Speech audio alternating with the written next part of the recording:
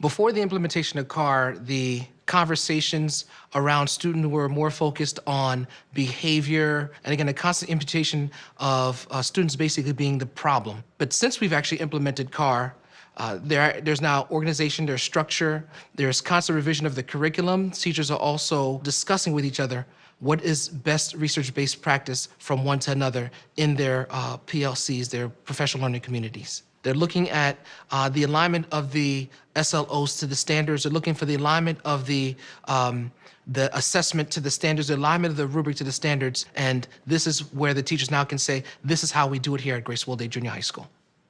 The benefits of CAR from a student perspective is develop student-friendly learning objectives where the students are aware of the purpose because it's written in a language that is easy for the students to understand.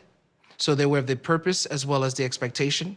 And last of all, the SLOs, the student-friendly learning objectives, also allows the students to monitor their own learning because the SLO is that monitoring tool. Within the PLC, there's teachers talking about work revision, student data, SLOs, if they're improving, if they're not.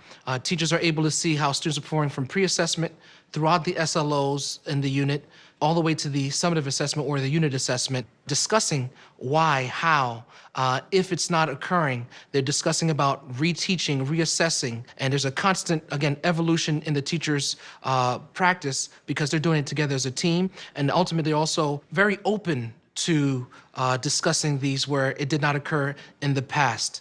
Focus on student learning is now our singular focus because of the CAR. This has also led us to student reviewing literature because now teachers are seeing areas, I guess, they may need to improve in. So they're looking at professional development that's more focused based on the results of how students are performing, and even more so walking around visiting other classrooms, which something that would never have existed prior to the CAR, because they're looking to implement research-based practices of other peers that they could be implementing in their classroom.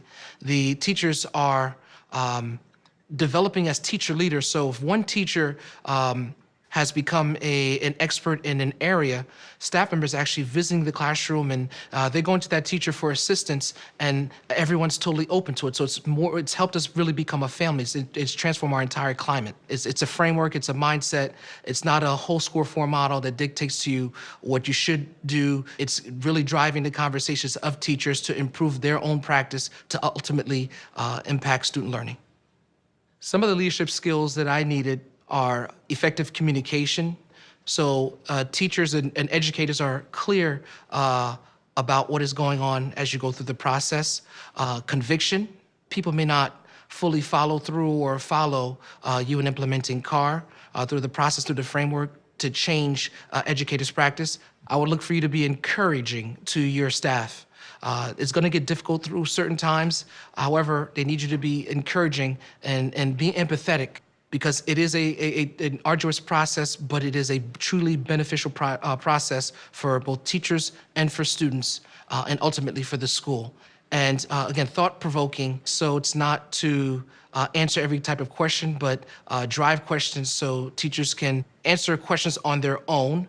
And last of all, continue to inspire them. The work will be immense, but at the same time, it will be beneficial to everyone. And as a result, your culture, your climate, your curriculum will all be changed because of the implementation of CAR.